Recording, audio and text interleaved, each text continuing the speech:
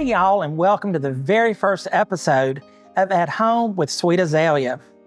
It's our new cooking and lifestyle station on YouTube. Today's episode is called Say Cheese, and we've used lots of cheese, and you'll see it later in the recipes. This is a delicious baked mac and cheese, and I made two instead of one large one for me and one to share. And it has a secret ingredient you'll never guess.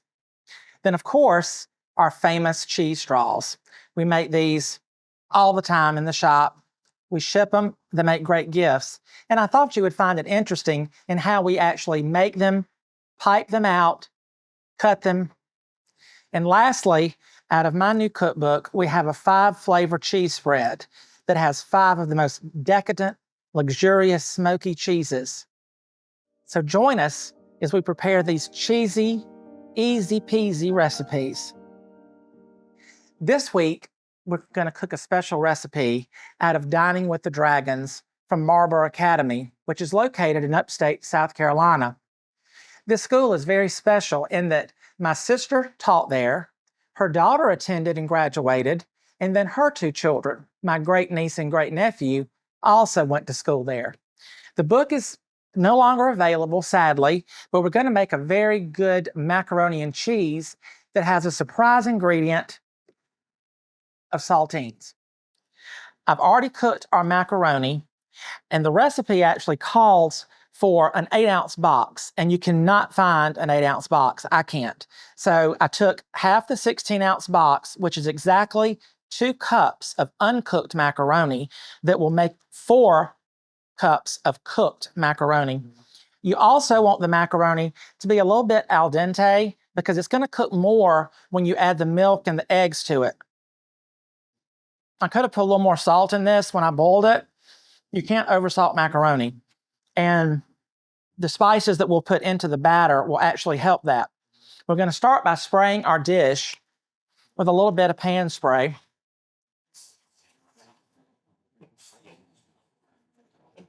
And then we're going to go ahead and layer a little bit of macaroni in the dish. It's going to be natural and very earthy and organic, as people like to say these days. So you put a good layer in the bottom. And then come our secret ingredient, saltines. You're going to go ahead and crush up 16 of these very fine. And you're going to sprinkle them over the macaroni. Now, we're not going to use all of these at one time because we're going to do another little layer. Then we have extra sharp cheddar cheese and sharp cheddar. Now, extra sharp is a lot stronger and has a more pungent flavor than regular sharp. So you want to be sure you evenly spread the cheeses so you don't get a big mouthful of sharp. Sharp cheddar can be a little bit overpowering by itself. So there's some of our sharp. And then we're going to do our extra sharp. Just put a good layer in the middle. Look at that. And then in this bowl, we're going to crack our 6 eggs.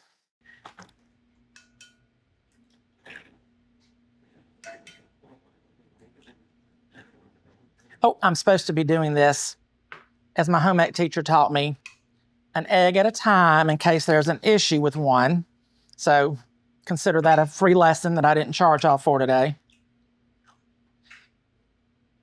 And your eggs can be cold. They don't have to be at room temperature for this like they do when you bake.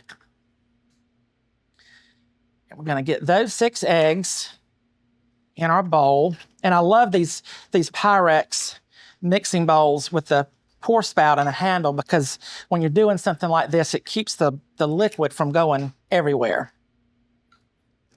All right, and then we're going to go ahead and lightly whisk the eggs. Just enough so that they're not a big pieces of yolk, because when you go to incorporate the milk, you'll have a mess going everywhere on your counter. All right, this is 4 cups of whole milk, and we're going to pour it in, gently whisking to incorporate. And you're thinking, that's an awful lot of milk. But remember, if you were doing one of these macaronis, you would be doing it at a 9x13. I'm making 2 smaller ones because I'm going to keep one and I'm going to share one. So we'll set that mixture aside. We'll do another layer of our noodles. And you thought, that's not very many noodles for those two dishes, but you see how quickly you kind of press it and fill in. Ooh, we got a jumper. One jumped away.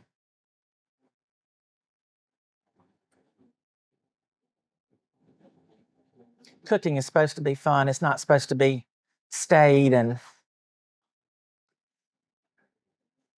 forced. It should be a natural. All right, now got that out of the way. And then we're going to put our last layer of our saltines. Pour that in that hand. And I always like to keep a wet or damp dish towel when I'm working, because I'm not going to stop and run to the sink every 5 minutes when I'm working on one type recipe. So now we're going to bring these in a little bit closer. We're going to bring our batter back. We're going to add about a teaspoon of a black pepper blend. Not crazy salt or anything like that, but kind of like this is a Montreal steak season, so it's got lots of different things. And then about a teaspoon of salt. I'm going to put a little more because the macaroni wasn't like I liked it. You're going to give that another gentle whisk to intersperse those spices. And of course, I have a mess, as we all have messes in our kitchen. And then we're going to pour this evenly over both. Now, you're probably wondering, why didn't you put the cheese on top? Because if you put the cheese on top and then pour the batter, you're going to get kind of a glaze on top of your cheese from the milk and the egg. So you want to pour this and let it kind of settle and soak in.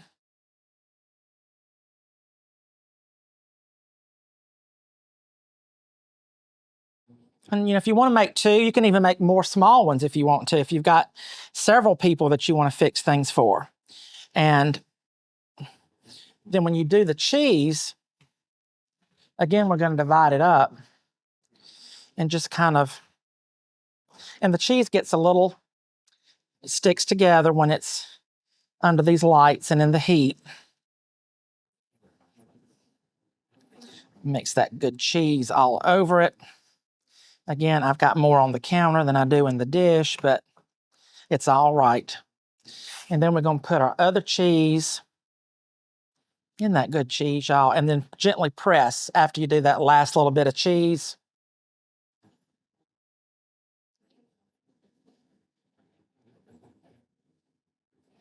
Thought that was going to be too much cheese too, didn't you? But look at that.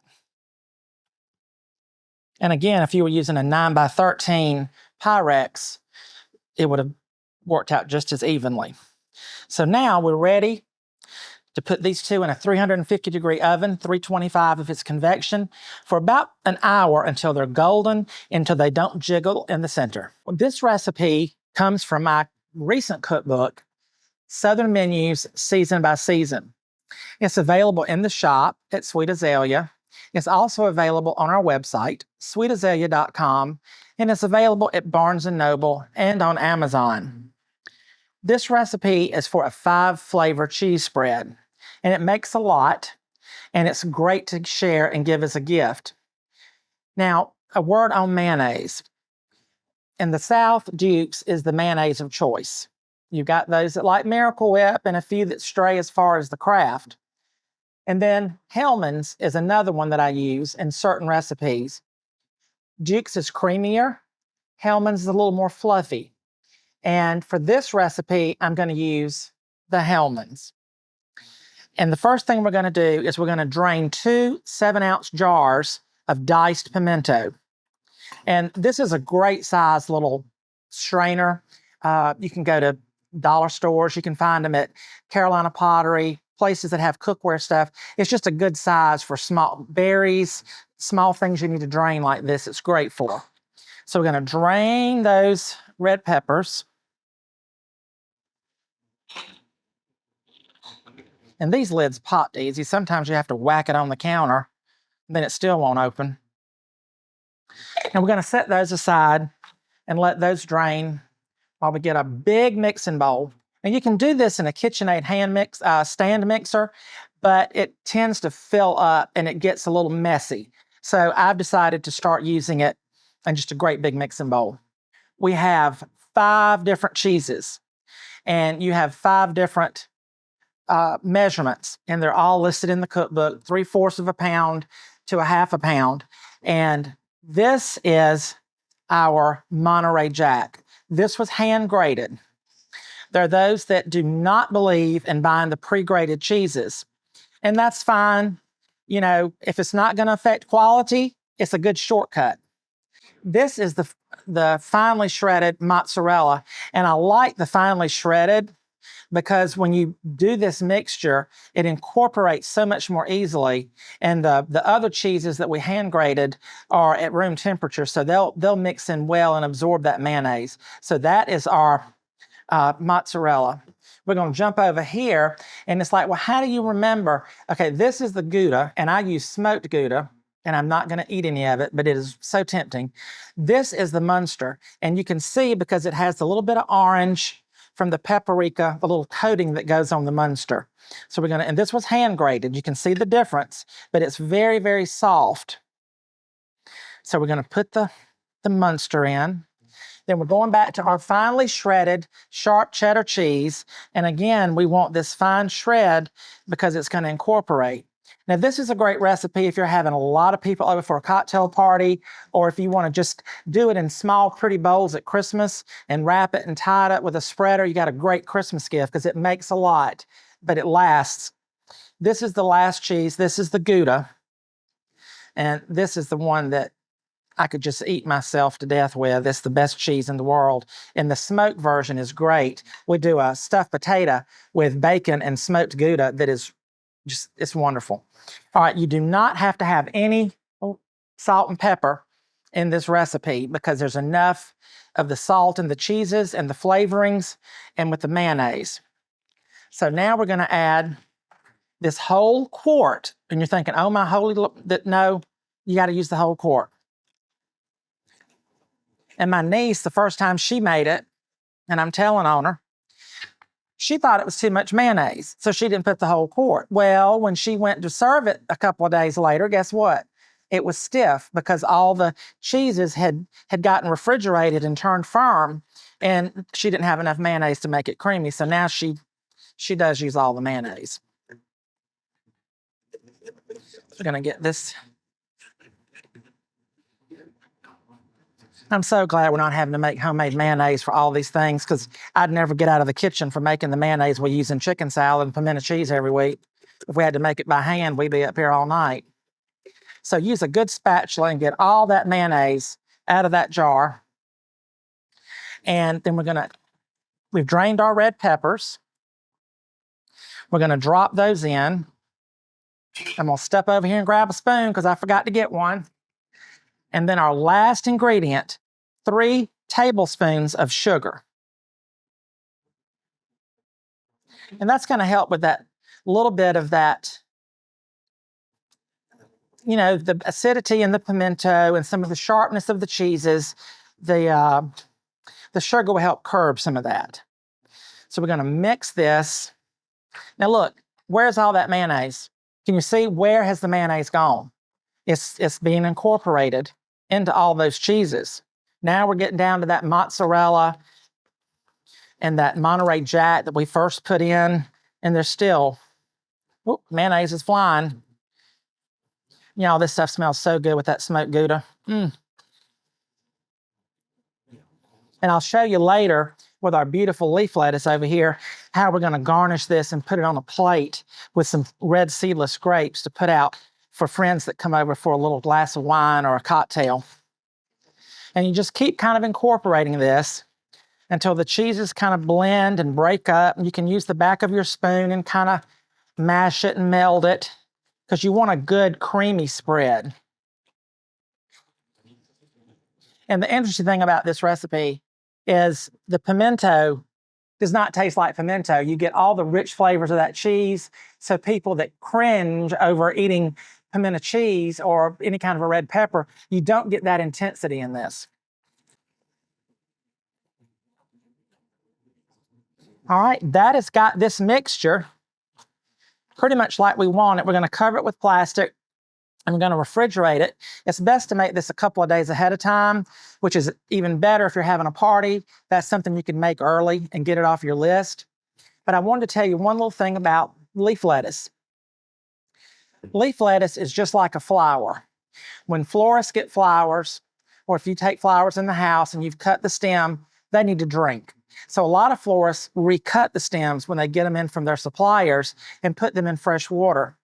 Well, when you think about a head of leaf lettuce, it's got that core, and it's actually been cut off at the ground where it was growing. So it has not had a chance to really absorb any water through its core since it was harvested. Now it's misted and kept in cold refrigeration, but I usually take mine and chop that bottom off and put it in a bowl of cold water, and it'll stay like this if you change the water frequently for 4 or 5 days, and you just pull out a leaf or two when you need it, but it just likes to drink that water. So keep that in mind when you're bringing in tender greens into the kitchen. This final recipe is one I've been making for a long, long time. It makes you weary when you make cheese straws. Anybody that makes them knows what I'm saying. And this recipe goes way back to a friend of mine named Miss Fan, and she would make them. And in the old days, when we would make them, she would call me over to help knead the dough, because we didn't do the mixers back then. You grated the cheese and the butter and margarine and the flour, and you worked it till it was a dough. Well, she would call me to help knead the dough because of her arthritis. And she secretly loved making them for her special friends, but she referred to them as little rattlesnakes that she kept in the freezer, because my cookie press that I've used, and this used to have the copper finish, and you see how much I've used it. It's now completely aluminum and stainless. I use the flat blade. Mine are very thin and very crispy. A lot of people will use the star tip, which gives you the rope or the snake-like little twisties. Every small town has somebody that is known for their cheese straws. And cheese straws are a Southern staple. A lot of people keep some in a box or a Tupperware or even a tin with layers of wax paper to keep them fresh in the freezer, so that if somebody pops by, they can pull them out, put them on a plate, and in a few minutes, they'll have a good little snack for someone. This recipe uses a pound of extra sharp cheddar cheese, and we're going to grate that cheese. We're using Cracker Barrel, and you can use butter. Butter will give you a little flakier cheese straw, and you don't keep the grooves from the plate like I like. And margarine, because we package our cheese straws and they get shipped all over the place, the margarine gives us a little sturdier, crispier straw that's not so delicate, and it'll handle the being packaged and shipping. So we're going to go ahead and grate, and the cheese is at room temperature. Take it out the night before you go to bed, leave it in its packaging, and just open it and start grating. It mixes and makes a better dough when it's at room temperature. You want a smooth dough. You do not want pieces of cheese throughout it, because they will burn in the oven and you'll end up with cheese toast. Now, the cheese straws are, used to would see them at weddings and with mints and little lady fingers back in the day. But now people want them all the time. It's not just a seasonal item for us anymore.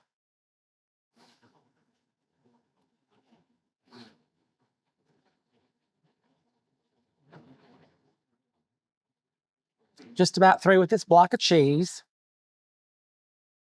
And you could do it in a food processor with a grater blade, but it's going to get gummy if you try to do that with room temperature cheese. All right, so now our cheese is all, and I do it on this small cutting board because I can lift this up, drop the cheese in, get all that off. And then because I'm using this very small cutting board, the cheese will pour right in. If I was using a larger cutting board, the cheese would be going everywhere. And this way, it all gets in there. Now, we've got 1 stick of margarine. Oh, trash cans on this side. And then we're going to put another 1/2 stick. So it gets 1.5 sticks. And all the recipes are listed below. And you can go to sweetazalea.com as well. And all of our recipes will be there. The cheese straws are in an earlier cookbook of mine. They're not in the current cookbook. And then with the mixer on low, we're going to put on our well-worn little paddle. She's made so many cheese straws in her life. She's tired. Lock your mixer and start it off on low. And that's going to incorporate that cheese and that margarine until it starts to get kind of soft and incorporated. And then we'll turn it up a little bit to get all those good cheese lumps out of there. While that's doing, we're going to take a teaspoon of our Clava baking powder, sprinkle that over 2 cups of plain flour. Then we're going to do a teaspoon of salt. And then I'm going to grab the cayenne pepper magically. And I don't eyeball the cayenne pepper. I'll just kind of shake some. Some people like them hotter, and I'll add more. So I just do kind of a good dusting of the cayenne, maybe about 1/2 teaspoon. Set that mixture aside. We're going to clear the decks so we can get ready to pipe out on these huge baking sheets our cheese straws. All right, I'm going to turn this off. I'm going to grab a spatula. I'm going to scrape down the sides because there's some margarine that didn't get mixed in real well.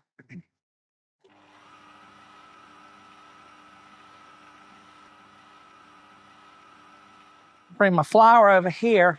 I'm going to start with my large. This is called a full sheet pan in the commercial business.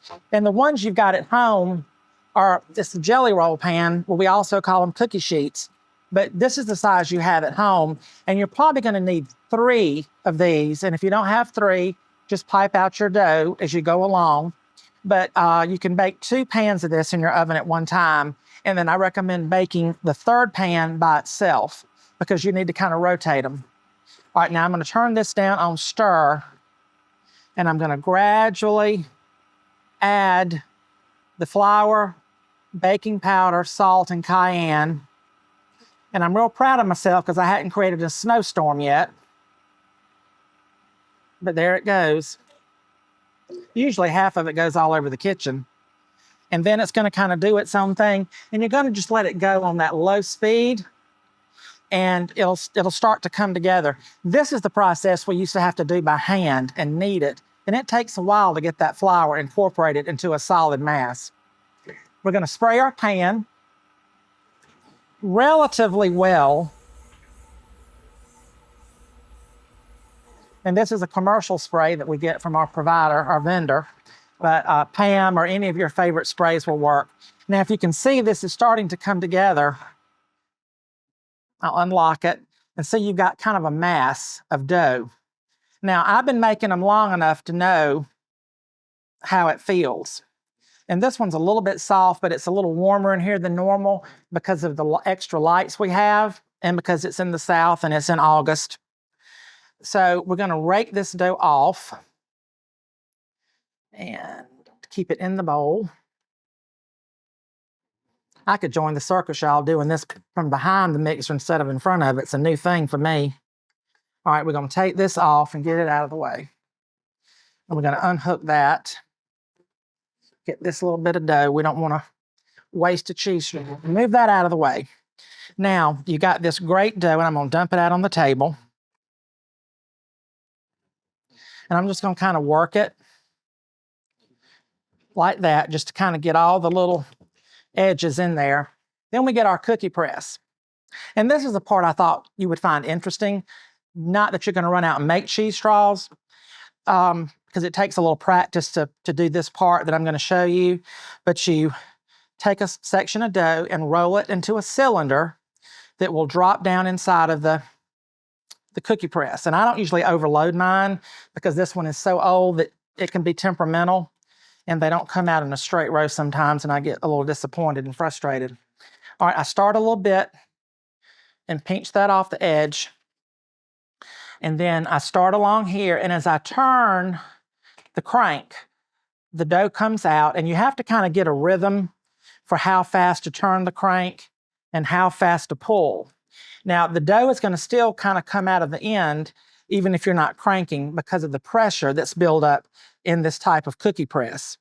These cookie presses are very hard to find, and when you get to the end of what you put in there, you take it back out. You put another roll in, and we go again. And you can see the grooves I was talking about here, and these will get a little bit bigger when they bake, but the butter would make them more fluffy and flaky, and these grooves would kind of go away. You wouldn't have that pretty groove shape. When they come out and we cut them, you'll see what they look like. So I'm going to continue piping these, and then we're going to bake them in a 375-degree oven. You have to know your oven. If your oven cooks hot, do it a little bit less than 375. If your oven is slow, you want to cook it a little bit higher. This convection oven, I do between 350 and 375, and they come out beautifully. So we'll have some ready to cut and plate up in just a few minutes.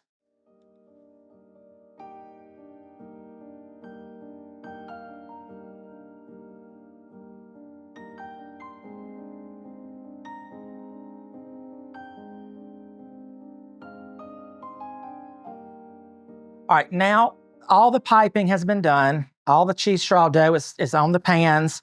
A full batch will give me 1.5 sheet pans. And as I said, at home, you'll need to use 3 of the small half pans. I'm gonna put them in the oven. I'm gonna let them bake about 8 to 9 minutes. I'm gonna rotate them and then cook them another 8 or 9 minutes. And when they come out, I'll show you how we know when they're done when we cut them. Our cheese straws are out of the oven. And you can see they kept those nice grooves across the top. And the way we tell when they're done is when we cut them, they should snap or pop like that. It does get a little worrisome when there are 2 of us cutting the big pan and the small pan at one time. And if you wait too long to cut them, they'll splinter and crack on the edges, and then you have to eat them, which I've made so many, I don't like eating them anymore. So I'm gonna finish cutting these, and then I'll show you when I taste one a little bit how they come out.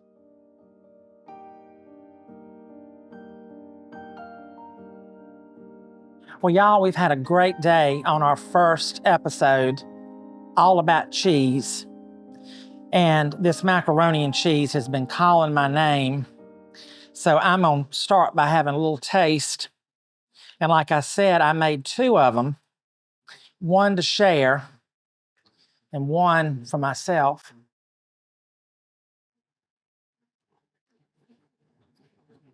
That's perfect. And you cannot tell they're finely crushed saltines in that macaroni. It's not overly seasoned, and the cheese is just delicious. Now, the other recipe that we made was our cheese straws that we make all the time. And I chose this real pretty hobnail little dish that somebody gave me a few years ago as a gift to display those in. And I'm just gonna eat a half of one because I do consume a lot of cheese straws when I'm baking them. If you can hear that crunch, and look at the snap. Look at that snap. And that's what you want in a good cheese straw, on the after bite of that cayenne pepper. Now, this is from my cookbook, and it's that 5-flavor cheese spread. And y'all, this stuff, oh, make a grilled cheese out of this with some tomato soup, Lord have mercy.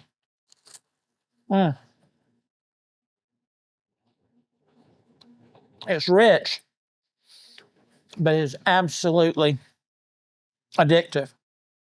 I really hope y'all have enjoyed this segment. And from our kitchen to yours, cook what you love and love what you cook. Until next time.